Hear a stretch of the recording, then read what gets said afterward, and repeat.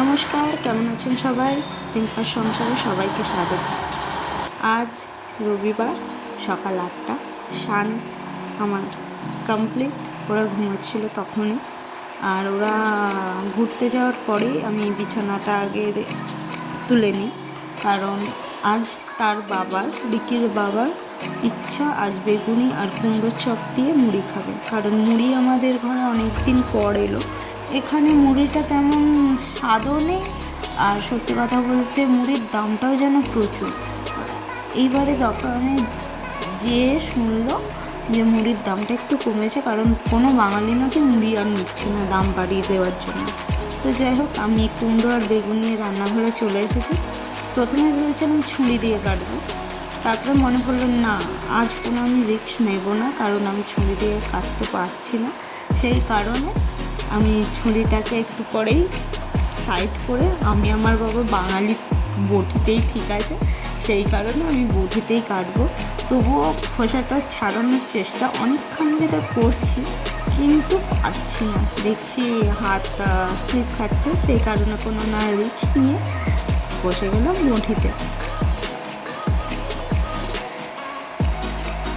একদিন জানেন তো, ওর বাবা কুমড়ো কেটেছে খুব সুন্দরভাবে, পাতলা পাতলা করে। আর বেগুনটা, একটা বেগুনের সাইজ এখানে মোটামুটি হবে, যেখানে একটা বেগুনি হবে ধরুন 8টা, পাতলা পাতলা করে, সেখানে ও কেটেছে 15খানা। মানে ভাবতে পারছেন, এই ফুট থেকে ওই ফুট দেখা যাবে। তেমন ভাজতেও অনেক লেট হয়েছে, আর আমার তো পারদ উঠে গেছিলো মাথায়, সত্যি কথা বলতে সেদিন। তো সেই কারণে আজ ওর বাবাকে কোনো আমি রিক্সই নিইনি। আজ ওর বাবা বলছিল যে কেটে দেবো, মানে না, সেইবারের মতো আমি অতক্ষণ ধরে ভাজতে পারবো না, সেই কারণে আমিই লেগে পড়েছি।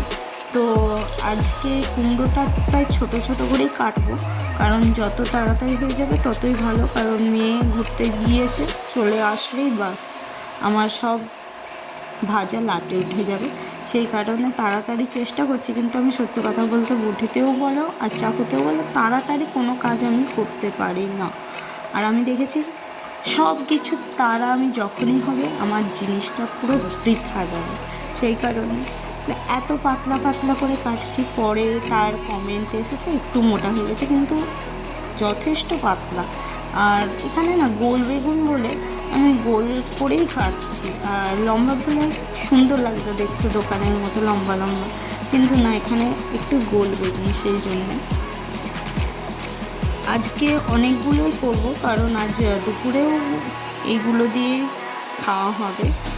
চাপ আছে আজকে একটু ধোয়াধুয়ির আমার, সেই কারণে আমি বললাম আজ ডাল, আলু ভাতে আর বেগুনি কুমড়োর চপ দিয়েই খাওয়াবো। তো আমার কুমড়ো কাটা কমপ্লিট আর বেগুনও কাটা কমপ্লিট। এরপর একসাথেই দিয়ে দিচ্ছি, কারণ জিনিসটা একই ব্যাটারে যাবে যেহেতু, একসঙ্গে নুন হলুদটা মাখিয়ে আমি কিছুক্ষণের জন্য রাখবো তো সাইডে। আর বেসনটা আমি গুলতে শুরু করবো। বেসনেই আমি বেশি মশলা দেবো, কারণ আমি একটু মশলা খেতে এখন পছন্দ করি। প্রায় আমাকে 5 বছর তেলে ভাজা আমি ছুঁয়েও দেখিনি, 5 বছর তো হবে, ছুঁয়েও দেখিনি। তো আমি সাইডে দুধটা বসিয়ে দিচ্ছি, মেয়ের দুধ মানে দুধওয়ালা দুধ দিয়ে গেল। আমি 5 বছর ছুঁয়ে দেখিনি বলতে আমার কিছু সমস্যা ছিল, সেই কারণে দেখো ওর বাবার সাথে ওর জল ভরছে। কারণ ওর বাবাকে আমি সেই তার আগের রাতেই জিজ্ঞেস করেছি যে জল আজকে আনলাম না কালকে আনলাম, আমার মাথা থেকে পুরো বেরিয়ে গেছে। ওর বাবা বললো না, আজকে এনেছি। তো ওরও মনে পড়ে গেল, না আমি তো কালকে ওই জলটা এনেছি, এই কারণে ও জল হচ্ছে, জলওয়ালা চলে আসবে বলে।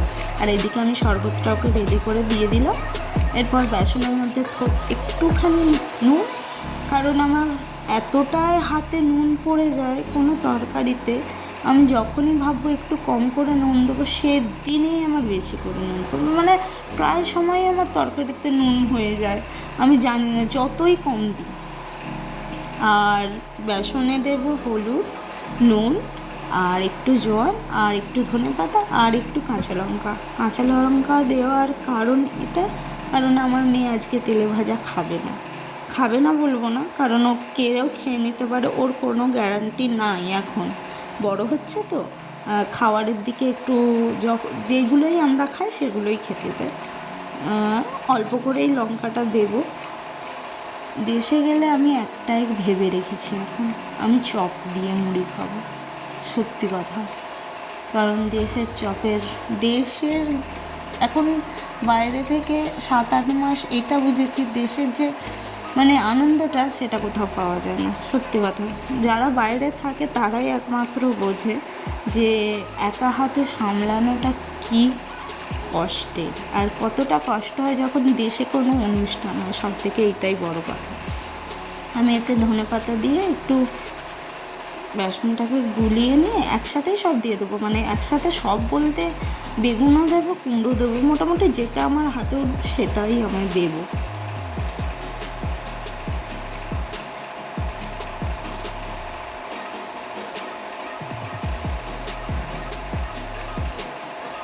বেগুনটা তেলে দিয়ে দিই, তেলটা গরম হয়ে গেছে। আর এখানে থেকেও নাকি এখন দেশে প্রচুর গরম। আমি এখন চেষ্টা করি সকালে রান্না করে নেওয়ার, কারণ এখানেও গরমটা প্রায় আছে। আর ছোট রান্নাঘর তো, সত্যি কথা বলতে কোনো জানলা একটাই আছে, তাও সেটা ছোট, সেই কারণে প্রচুর গরম হয়। দেশে শুনলাম অনেক নাকি গরম, কবে দেশ যাব জানি না। ইচ্ছা তো আছে জ্যৈষ্ঠ মাসে যাওয়ার, সেটাই এখনও হ্যাঁ না এটাই চলছিল। ওকে অনেকবার বলেছি চলো দেখি, একবারও আমাদের জামাই ষষ্ঠী হয়নি, সেই কারণে আমি বেগুনটা ভাজতে ভাজতে আমার মেয়ের সুজিটা করব, কারণ ও সকালে প্রায় সময় সুজি খায়, প্রায় সময় মানে যখন টাইম পায়, যে একটা আমাদের টিফিন হবে সেই হিসেবে বানায়। তো আজ যেহেতু তেলে ভাজা হচ্ছে সেই জন্য ওকে সুজি খাইয়ে দেবো, আর সাইডে সুজিটা বসিয়ে দেবো। যতগুলো বেগুন ধরবো ততগুলোই দেবো, বেশি দেবো না। দেখো প্রায় ভাজা হয়ে গেছে আমার বেগুনটা। এবার কুমড়োগুলোই প্রায় বেশি আছে, বেগুনি হয়ে গেছে। আর কুমড়ো হওয়ার পরেও, মানে কুমড়োর চপটা হওয়ার পরেও বেশি একটু বেসনের ব্যাটার বেঁচে যায়, আর সেই বেসনের ব্যাটার দিয়ে আমরা প্রথম বম্বেতে খাওয়া বোনের বাড়িতে, মানে আমার ননদের বাড়িতে টমেটোর চপ, হ্যাঁ একদিন বানিয়ে খাইয়েছিল, বেশ খেতে ভালো লাগছিলো, টক। আর টমেটোর চপটা গরম গরম খেতেই ভালো লাগে, সেই কারণে যখনই আমার দেখি যে তেলে ভাজার বেসন একটু বেশি হয়ে গেছে, তো সঙ্গে সঙ্গে টমেটো আমি কাটতে লেগে যায়। তো এখানেও তাই টমেটোটা কাটতে লেগে গেছি। আমার টমেটো কাটা রেডি, এবার যাবে বেসন থেকে কড়াতে। আর সে এসে দেখে বলছে এত কেন ভেজেছো, মানে রিকির বাবা বলছে আজ কি সকাল সকাল তুমি তেলে ভাজার দোকান খুলবে? আমি বললাম হ্যাঁ তাই খুলবো, কারণ অনেকগুলো হয়ে গেছে। টমেটোর জিনিসটা প্রথমে যখন খেয়েছিলাম না, বেশ ভালো লেগেছিল, সেই কারণেই আমি যতবার করে আমি খাই, ওর বাবাকে বলি না তুমি অন্যগুলো খাও, তবু ঠিক আছে আমাকে এইগুলো দাও, কারণ আমার এইগুলো ভালো লাগে। ও একটা দুটো খায়, বাকি বাদ আমার জন্য রেখে দেয়। দেখো আমার মেয়ের সুজিও রেডি। তো আজকে এখান পর্যন্ত আমার ব্লগটা। কেমন লাগলো আমার তেলে ভাজার দোকান, মানে রান্নার ঘরেই যেন তেলে ভাজার দোকান হয়ে গেছে, 3 রকম তেলে ভাজা করেছি আজকে। যাক, যদি ব্লগটা ভালো লেগে থাকে please like, comment, share. Tata.